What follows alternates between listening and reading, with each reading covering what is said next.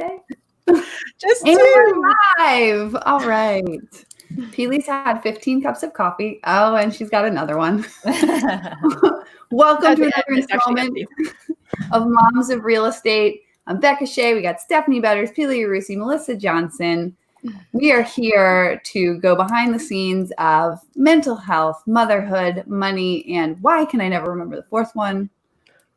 Marriage. It's always marriage. I think we always forget like different things. Like we all forget something different. Yes. So today we're gonna hit on the mental health again. A conversation that came up. It's funny because Shonda Rhimes, who is the producer, I guess, of Grey's Anatomy and Scandal and all those amazing nighttime soap operas that I enjoy watching. She wrote this book called Year of Yes, and I read it probably 2 or 3 years ago. It's a great book. She, like a lot of artists, she's actually an introvert. And so I think her pivotal moment, if I'm remembering correctly, in the book, she tells a story about how Scandal was doing really well and Obama was president, and he invited her to come to like the Lincoln Center to sit in the presidential box and watch a show with her. I hope I'm getting this right. And she almost said no to it. She was like, it was this like light bulb moment for her. She's like, what am I doing? Like, why do I constantly turn things down and like not step outside of my comfort zone and like accept all these opportunities that the universe is throwing at me? And it's an awesome book. If you haven't read it, I need to read it. I haven't. Yeah, it's like read it either. It's very just inspirational. You know, you feel it's a very feel good book, and she's so real and genuine. Say the title again. Year of Yes. Yeah. So I read this book, and I was at this point of like just being open to everything in the universe. I think I read it during, like I'd already made that yes commitment in my life, but it reinforced it, and I was excited. And we were all part of the 7-Figure Flipping Mastermind, which I'm rocking the swag today. That was kind of at the beginning of my journey, and I was just in this like, let's just throw. In 2015, my husband and I moved back to Pennsylvania. He was starting up his startup, which is in rocket science, aerospace stuff. He's so smart. And when we moved up, I was like, I'm just going to say like all real estate all the time. I'm going to throw everything and see what sticks. So I like became a real estate agent. I started scaling my flipping business. I joined 7-Figure Flipping. I picked up wholesaling. It's just like, whatever, let's just see what works. Right. So I was in this big yes period.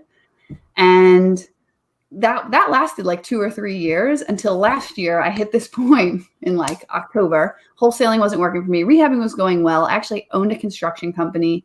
I was doing marketing consulting for people.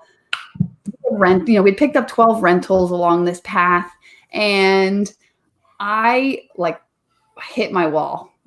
And the way it manifested for me was I just forget things all the time.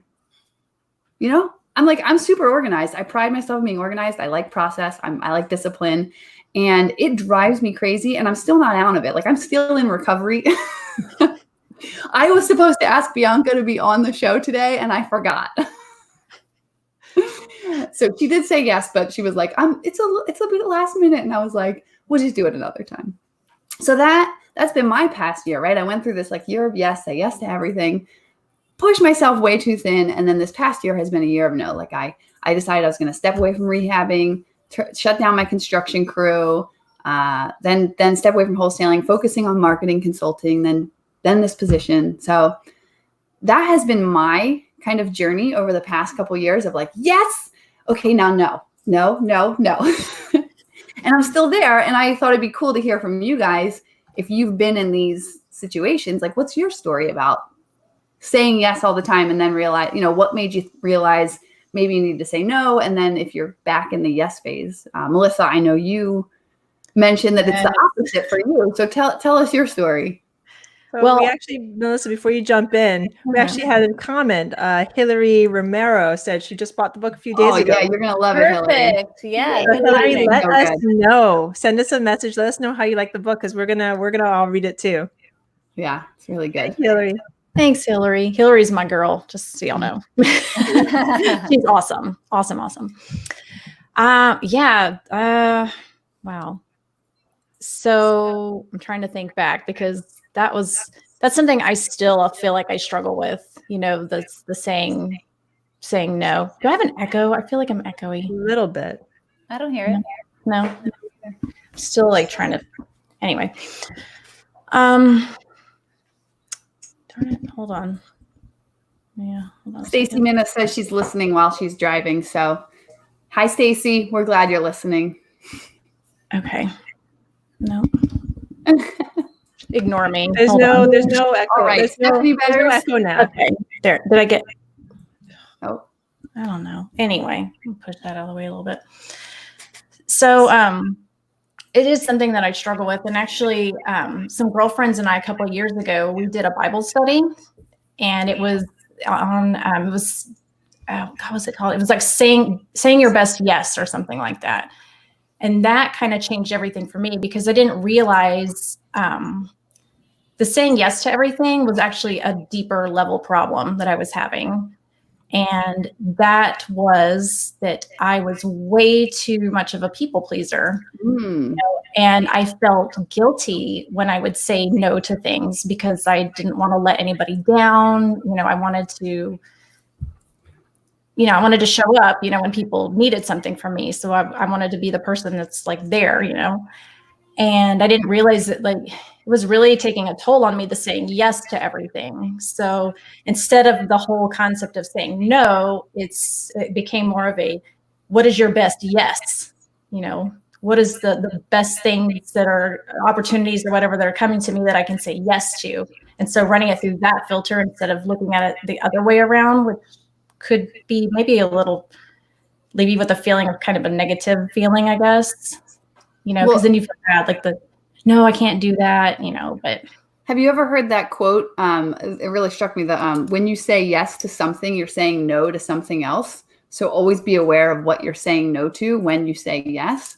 Because a lot of times it's like your family, your kids, right? Yeah, I can present at that meetup and I can show up for that thing and I'll be on the call tonight. And it's like, but you're saying no to your family in that moment, right? Yeah. And I think a lot of it is just kind of shedding that guilt around saying no because we feel guilty about it, and then, asking ourselves, well, why do we feel guilty about that? Well, it's because I'm trying to please everybody else and I'm not thinking about what I actually want to do, just because something seems like a good opportunity or whatever. I have a tendency to just jump right into something and not think about the long-term consequence of that saying yes. So I think that's another thing to think about too. If you're thinking about saying yes to something, think about how does that look over time? Is this what kind of time commitment is this? Is this going to be something that I can't follow through with over time? And you had mentioned that you have that you are now entering into, after doing that reflection about saying no, that you're entering into a phase of saying yes now. How did that come about?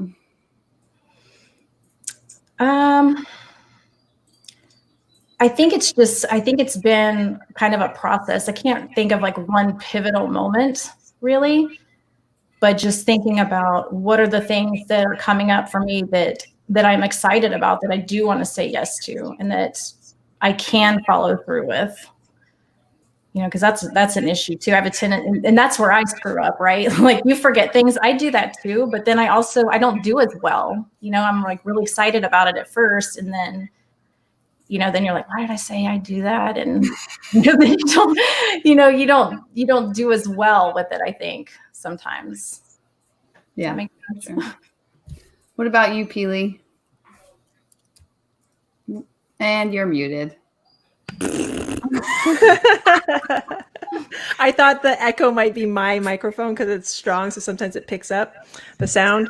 So I muted myself. Anywho, what I was going to say, what was I saying? What was the question again? We're talking about Tell us about your thoughts on yours of yes. So with Seven Figure Flipping, that Becca and Bill heads, Becca basically heads. I'm just gonna assume you actually took over the whole thing. So I met you lovely ladies while we were flipping and we were wholesaling. We were just like in it and digging in and like just making like a ton of money and like making all these decisions and jumping forward and like doing all the things. But the thing is, as soon as I jumped into Seven Figure Flipping, I was also jumping to large multifamily, and we had just closed our first large multifamily deal. So I was doing all these things. And when it came down to 2008 to 18, things started to get really, really crazy. So the beginning of 2019, I shut it all down. I was like, no more flipping, no more wholesaling, no to that, no to this. Jason would come up to me and I'd just be like, no. He wouldn't even open his mouth. I would be like, no, not doing it. We're focusing on large multifamily. We're going to focus on our mentorship program, and we're going to zone in on that. That's it. So the beginning of 2020, I was like, okay, I think we've focused enough. I think we learned a little bit about what to say yes to and what to say no to. And I know, Becca, when we first decided to have this, I was just like, no, this is the year of yes.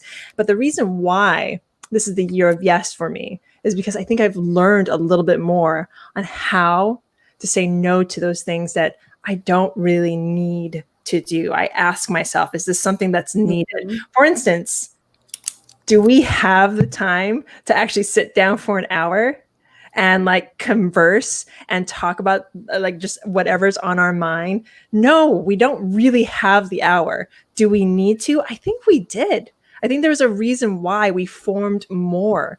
We made the time. So if there are things that you need to do, and Melissa, you're talking about guilt. Do I feel a little guilty that all my kids are in one of the bedrooms on their screens? No, not really. Not anymore, because they were outside playing and having a ball not 5 minutes ago. But mommy has a meeting now. I have to set myself up right by talking to my ladies. So of course I'm going to say yes to me, because I get to talk to these amazing women and we get to share our stories and our information with other women and men and anybody else who will listen and give us and honor us with your time. Thank you so much, everyone who's listening. Do I feel that guilt? Yeah, there's a little bit of twinge, but not really. And that's just like the shadow. It's like the shadow of guilt.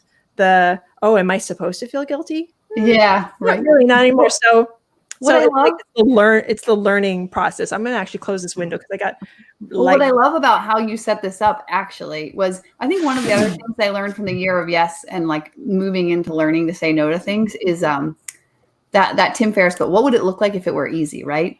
If you came to me and you said, we're going to do a podcast, we got to record it, then we're going to get it edited, then it needs to be put out, and we need to be like, this is probably the easiest way that we could do this. Like, just show up once a week at 1 hour. It makes saying yes just simpler, you know? So, well, that's basically how I put it. I was just like, let's just get together, record something. Yeah. Whatever we talk about, it'll come out of our mouths.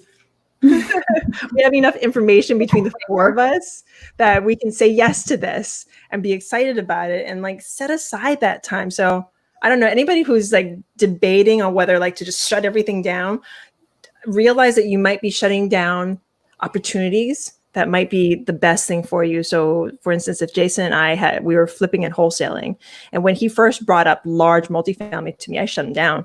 I was like, that's just too big for me. I don't understand it. But he was like, no, learn about it. Let's learn about it. Let's educate ourselves. I was like, okay, educate. And it's been, we ended up pivoting completely that way. So don't just say no automatically and don't just say yes automatically. Take that more intentional to it. Yeah.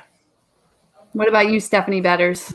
I think this is a big topic for me because I struggle with saying no. I struggle with discernment because if I'm really honest with myself, I think that I'm addicted to opportunity. I see it everywhere now. You know, once I started with this mindset, you know, and being in the group and seeing what people are doing and meeting other entrepreneurs and just kind of understanding how business works, I literally see it everywhere now. Everywhere. And I'm like, oh my gosh, I can do that. I can do this. I can do that. And I can say yes. And look at this.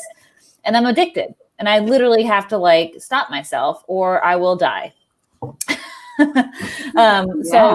So I found that for many years, probably too many, I said yes to everything that I shouldn't have. And I said no to my family and my husband.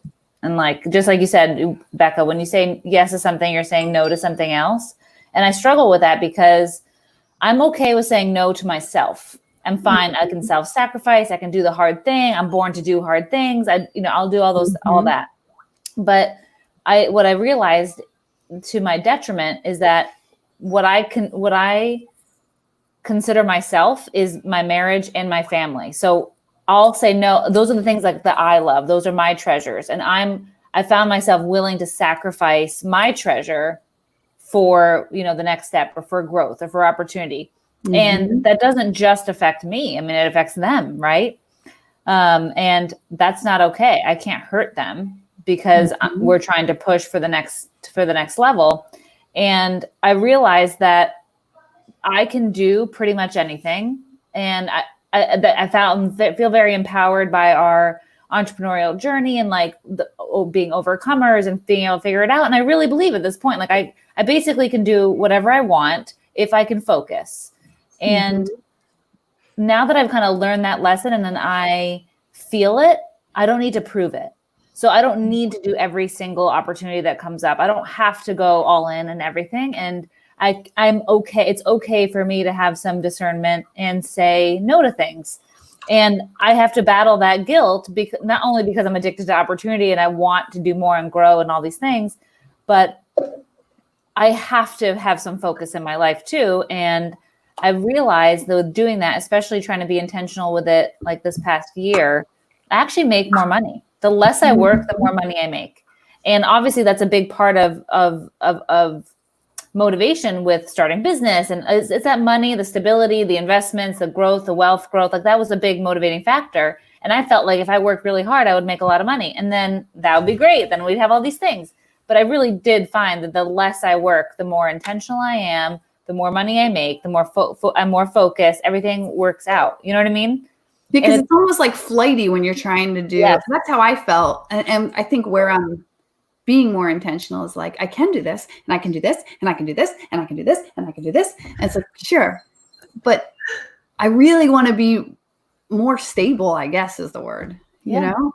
And I think simple is the answer. You do the simple thing well and don't overcomplicate things by having too much on your plate. And then you end up hurting yourself by saying no to your family, So I think that there are things that come up and there's opportunities that you simply cannot allow to pass you by because they fit into your overall picture of your life and where you want to go. But I don't think you should say yes to absolutely everything. I think it leads you down all these crazy paths and it puts you in a place of sacrificing the things that you shouldn't be sacrificing because we only have so much time, And maybe that's just a phase of life that I'm in. I'm sure I would feel different if I was 20 and single and didn't have kids. Like, then what am I sacrificing, right? But I still think that everything comes at a cost and what you focus on grows. Well, and you and I, we had a really interesting conversation. I hope you're okay with me sharing it here. We were talking about job opportunity and you've got all these businesses and awesome things going on. And you were like, well, I don't want to be anybody's second choice.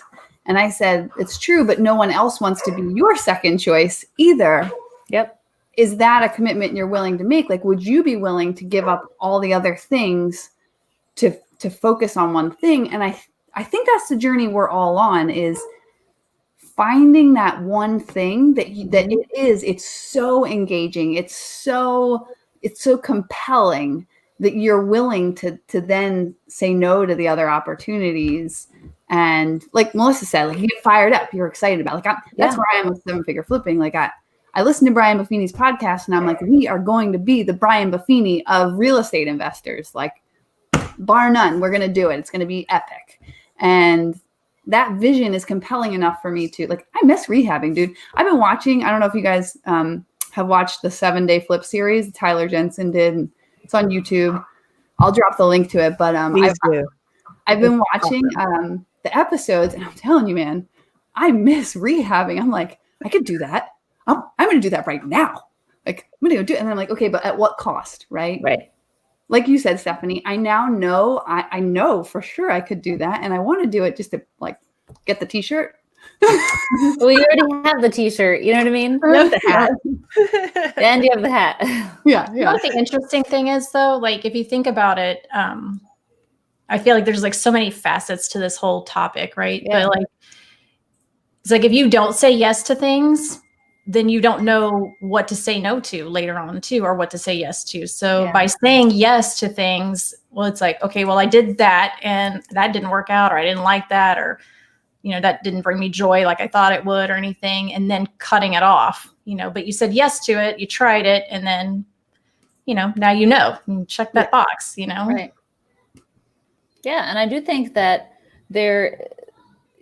having the ability and proving to yourself that you can do it is one of the reasons why you say yes, right? Like, I can jump off a cliff, so I can tell everybody I jumped off a cliff, you know? I did it. I'm a cliff diver. Right. But then once you do it, you're like, okay, let's not do that again. You know, I tried that once. You know, I don't know. I kind of feel like with business and opportunity, it's like, I don't need to prove anymore what I can do or what I can't do to myself or to anybody, because I feel really secure in that what I put my mind to, I can accomplish, and I can do it well. And there's no more of that like ego feeding, like that I need to do with doing so many things at once to say, look how intense I am, look how much I do. And really it's just for myself. I don't care what people, what I'm not trying to prove it to a single person or to a group of people. It's really just myself and this weird feeling I need to fill up. But I really feel like I'm in a place right now I don't need to do that anymore, you know? And I'm like, it's like, oh, okay, I don't have to do that anymore. And Becca, to your point about being somebody else's second choice, like, I think that is huge.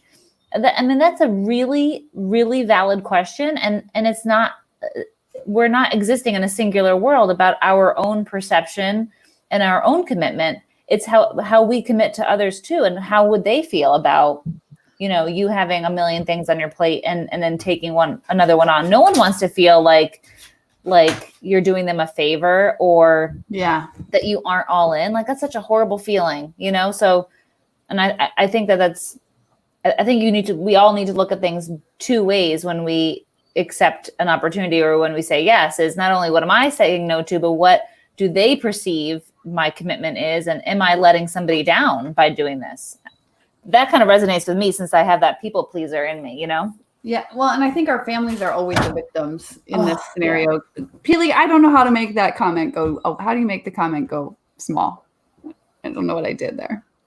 So I actually did that. Okay. I wanted everybody. I mean, I'll put it back on. It's a really talk about it. It's like if you're thinking of rehabbing a house, definitely check that out because they go all through the back ends. You know, I'm sure you guys can all relate to this. Like, you pull up the subfloor and then all the joists are rotted down underneath and there's extra work. And then the city inspector comes by and condemns the HVAC unit. And then there's another $5,000. Like, that's I was maybe thinking about jumping a little bit back into rehabbing because I do watch that so that you don't. but just that reminder, Becca. Thank you.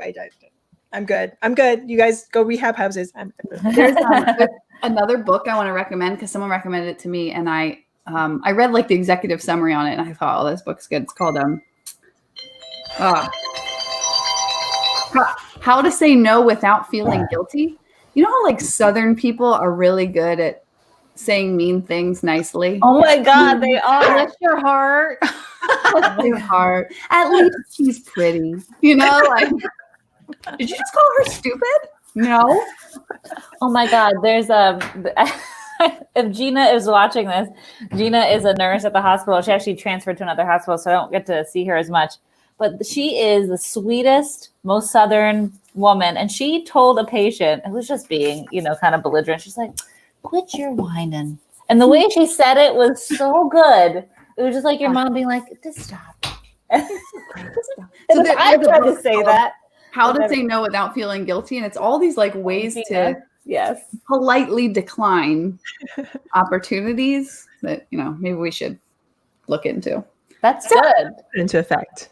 It sounds like, I mean, you know, all of us have been through this journey on our own. And I don't think there's a way to shortcut it. I think it's interesting because in preparation for this mastermind this weekend, I asked a group of people, 3 people, who broke $500,000 in their business to speak on like what it's like to take your business from basically a solopreneur, like 100,000, 200,000 to break 500K. You have to have some sort of team. And as we're talking, they're all like, the typical story of I went too hard, I went too fast, I broke the machine, I broke myself. And I was like, do you think there was any other way? And they were like, honestly, no. Like, you could have told me not to do things, but Adam Ray said it best. He was like, the lessons you pay for, you learn. Yeah, it's true. That is Oh true. man, sucks. Everything that I learned in the flipping and wholesaling industry, I took to large multifamily. Yeah. And I got to up level that business with all those lessons that I paid for. Up level, and I think we keep on building on those. I guess you want to call it failures and mistakes, but it's not a failure unless you just like stop. Right. And there's like, I don't think you can just stop. So you go from if you say yes to something, like I believe in going all in on it now. So if I say yes to something, I will go all in because that's the only way to do it. If you do it like Stephanie said, you don't want to be somebody's second. So you don't want to like have that mentality. If I say yes, for instance, if I say yes to doing this, I'm going to make sure I'm here. Or make everything happen. So I am here. I am present. I made this decision. And I think too often when we say yes to things we're not really wanting to do, we end up disappointing more people by not saying no in the first place. Especially ourselves, right? Mm-hmm. None of us want to be the type of people that like you can't count on, that flaky, we don't want to be that person. But that's what I find when I say yes to things that I really don't want to, I end up being like this version of myself that I don't like. I agree with that 100%. I see that. I've done that myself many times. But something I did learn, I've been thinking about while we've been talking is one of the things that I learned is by like when you figure out what you're going to say no to, it's also it's a boundary that you're setting. You're setting this, and I think that plays into it. It's like you're saying no to something, you're setting a boundary there, like maybe just even for yourself, like I know that I'm not capable of doing this right now. And there's that boundary. So what your boundaries are, that helps you to know what to say yes and no to also, especially when other people ask.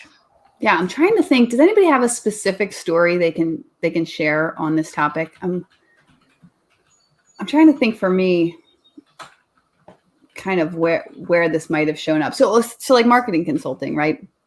When I took this job, was running the programs at Seven Figure Flipping, I was at this crossroads where originally I had intended to just grow my marketing consulting business. Like I had customers lined up, people, I was basically a whole sales pipeline, right?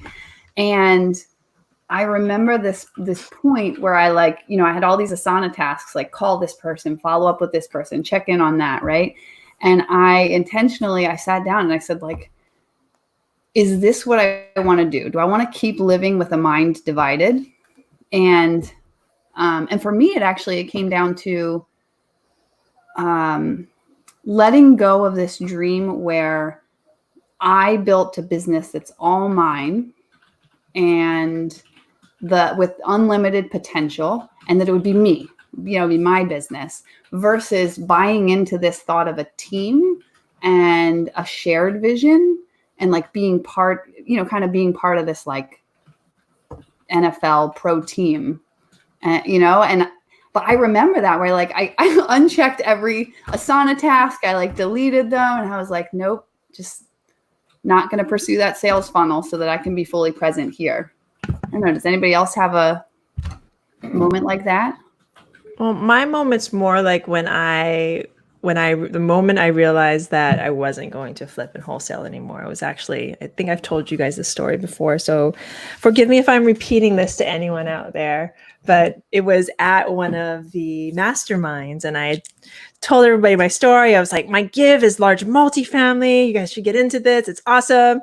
And I like told them about like some of the things that were happening in our business. Like we had our construction company, we had our flipping company, we had our wholesaling company. I was probably bar. time. Yeah. It was all the things. We had all the things. And I was like, I need help focusing.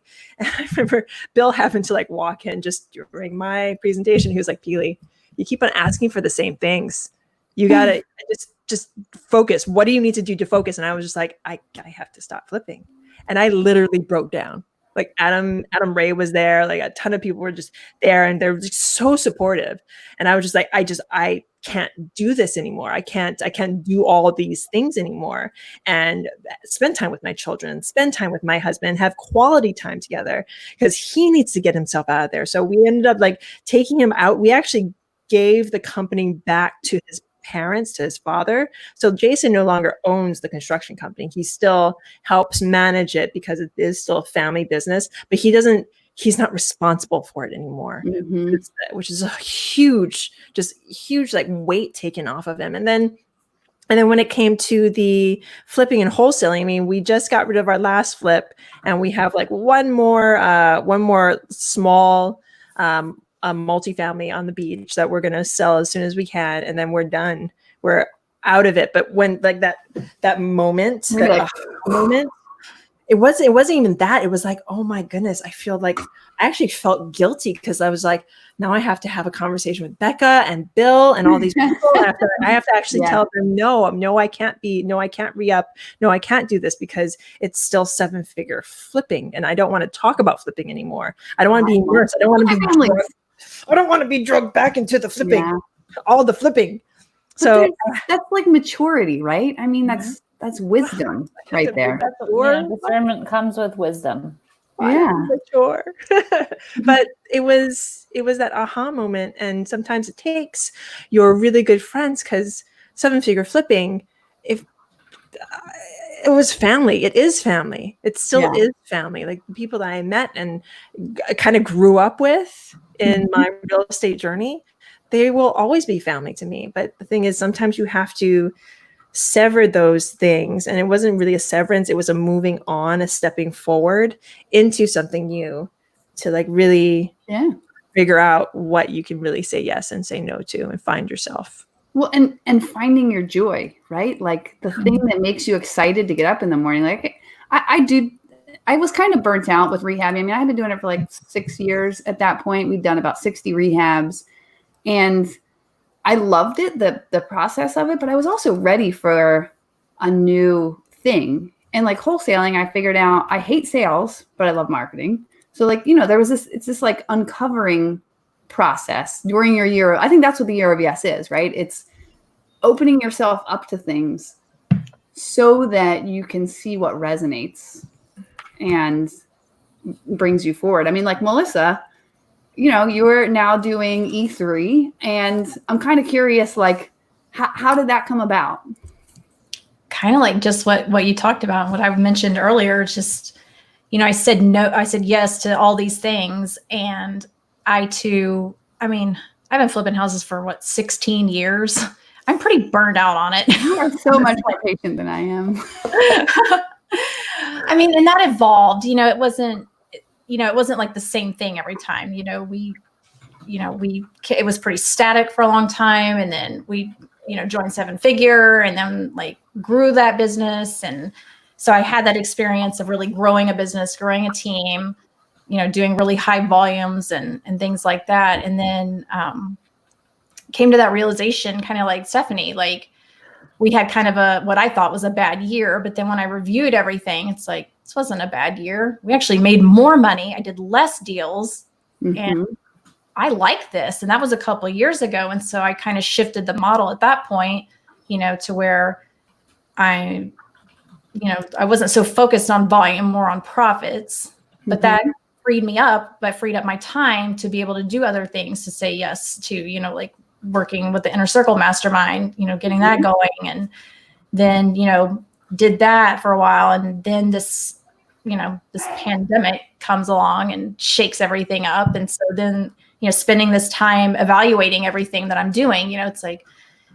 because you start, if you're self-aware enough, I think, and I think this is all rooted in, a self-awareness too, for you to be able to be honest with yourself and say, like, I don't really like this anymore.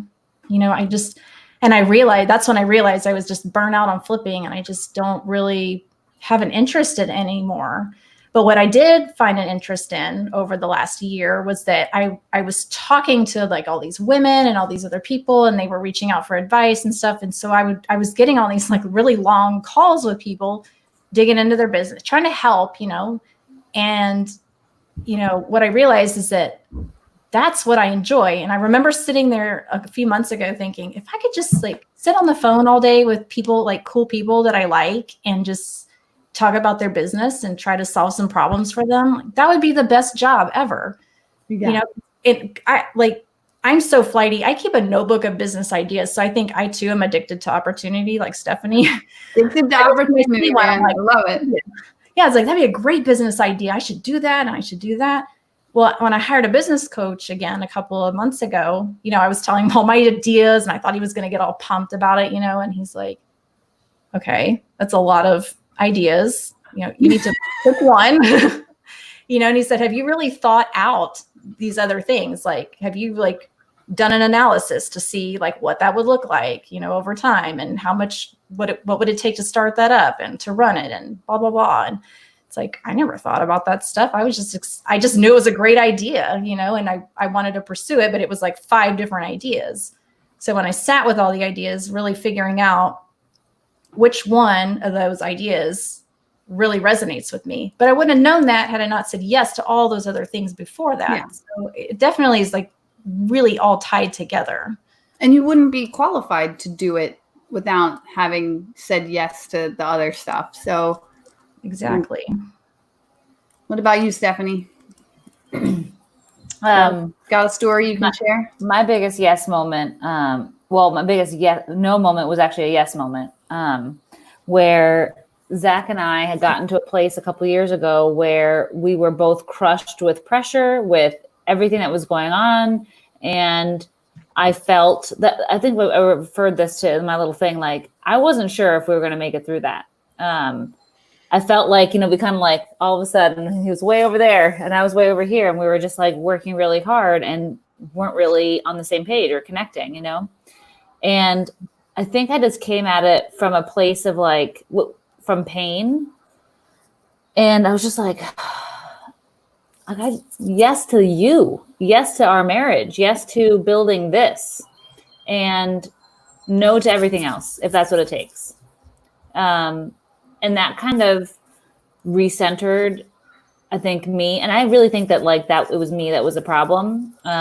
They're just like being addicted to opportunity, really, and being distracted and gotten to self-sacrifice to the point where I was sacrificing my own treasure in the marriage and our children and our family and all that, just to try to push things forward, which is meaningless, if you don't have the treasure, right? But I was definitely at that place. And I feel like I was kind of in the situation where I had to make a choice with what I wanted. And the choice was yes to the family, yes to him. And did you actually, was there like a conversation? Did this happen in an actual conversation, or was this just in your head? No, this was like, it came to a day, a point. It wasn't like a specific conversation, like, do you want to get divorced? No, it wasn't like that. But it definitely came to a point where I was like, we were talking throughout the day and I'm like, oh my God, what am I doing?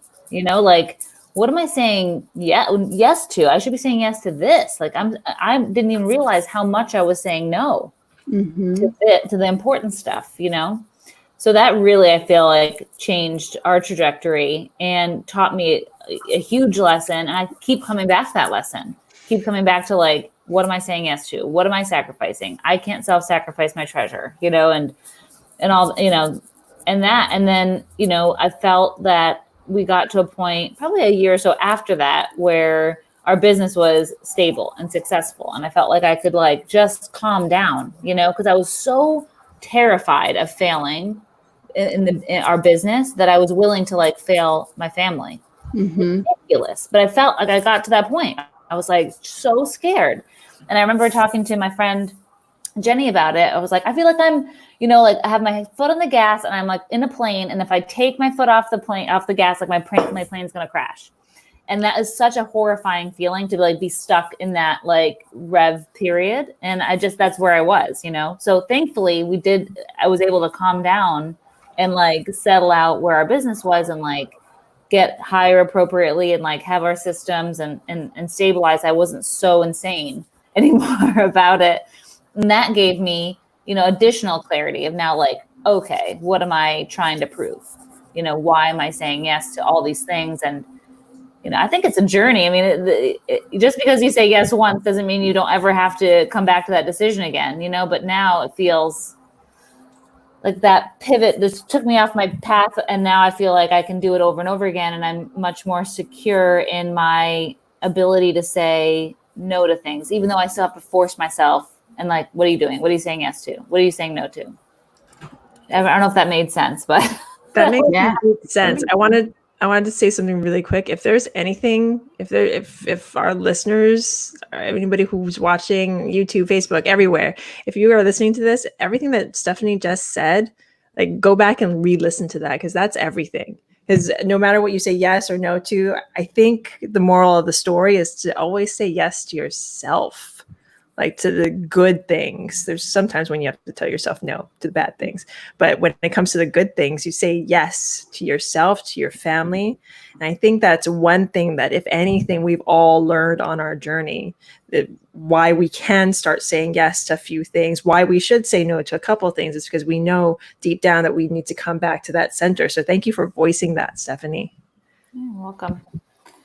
I wish that people were a little bit more, I don't know, out front with what that looks like. But if anything gets from this, like I hope people hear real, and that this is my real, and I think everybody else's real is different. But I think this is the stuff that women need to share, especially in this entrepreneurial space, because it's just glamorized and it makes it worse. I feel it makes that addiction worse, and it makes this fear of failure so much worse.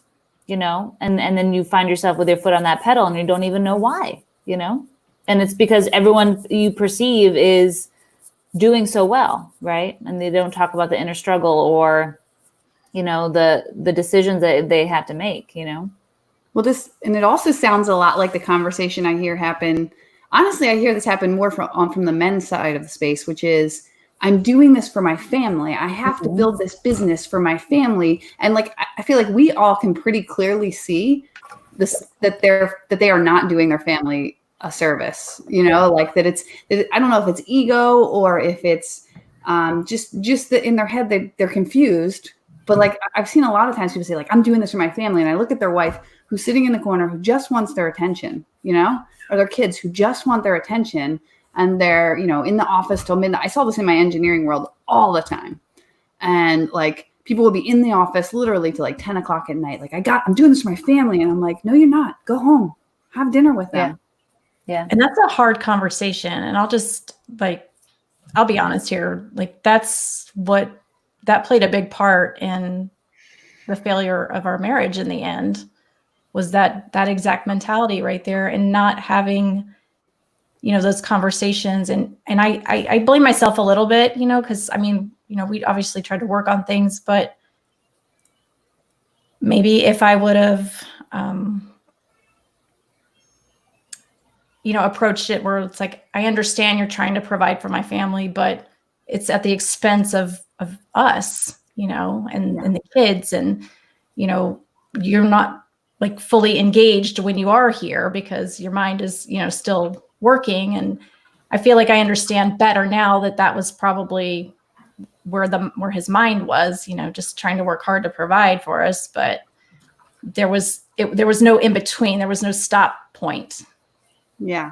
And that was really painful. No. Yeah.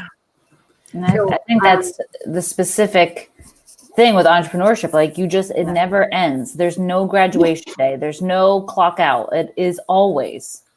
And it's hard to not be obsessed and scared. And, it's so hard. And So you just have to make your own clock out. Yeah. I want to leave you guys with some homework. that actually it's very interesting. So Bill and I on our one-on-one, was it last week or 2 weeks? He said, I have 3 questions for you.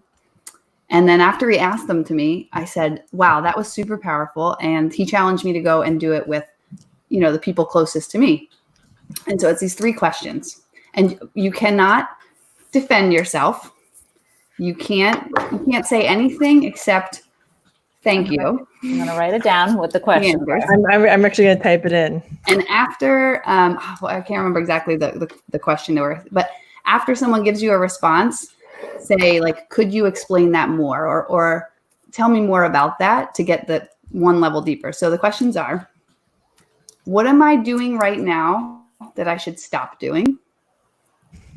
What am I doing right now that I should keep doing? And what am I not doing right now that I should start doing? So what am I doing right now that I should keep doing? What am I doing right now that I should stop doing? And what am I doing right now, or what am I not doing right now that I should start doing? So I, once a week, take one daughter out for ice cream. And I've done this now with 2 of my daughters. And I preface it by saying like, hey, I'm always trying to be like a better mom, right? So I have 3 questions for you. And it's really interesting. It'll be really eye-opening. Now, of course, when I said, what am I doing right now that I should keep doing? They were like, taking us out for ice cream every day. Like, all right. Do it every day. Yeah. So maybe that should be your homework, and then we'll report back in on what really you learned from this good. exercise. I really like that. Did that come from like a book, or did that just get like dropped wisdom from the skies? I think he got it from this relationship podcast he'd been listening to. That's amazing. Yeah. I was like, I like it's hard though. It's hard to not defend yourself. Well, I do that because. Yeah. So do not defend yourself. Yeah. All right. Well, we're at about time, right, Peely? Yes, we are. I was just writing it down that the questions should go down to More Moms of Real Estate on YouTube. So if you're looking for those questions, go there. But yes, we are coming up on time. You guys are amazing. Great episode. This was a good Such topic. a good conversation. Yeah. I appreciate you guys. Thanks, Becca. I appreciate you guys. Yes. Stephanie, why don't you take us out? All right. Awesome chatting with everybody here. I'd love to hear what you guys think and what you're struggling with, so we can tie that into the next or triumphing with, right? What are your successes too? So we can tie that into the next episode. And if you want to hear something specific about what we talked about, I want to hear that too. But until then, we will all see you next week. Check us out on YouTube. Subscribe, like, all those things. All the things the teenagers say. Hit the ring, the bell. Smash the like button. All right. You guys are Bye, guys. amazing. Aloha. Bye.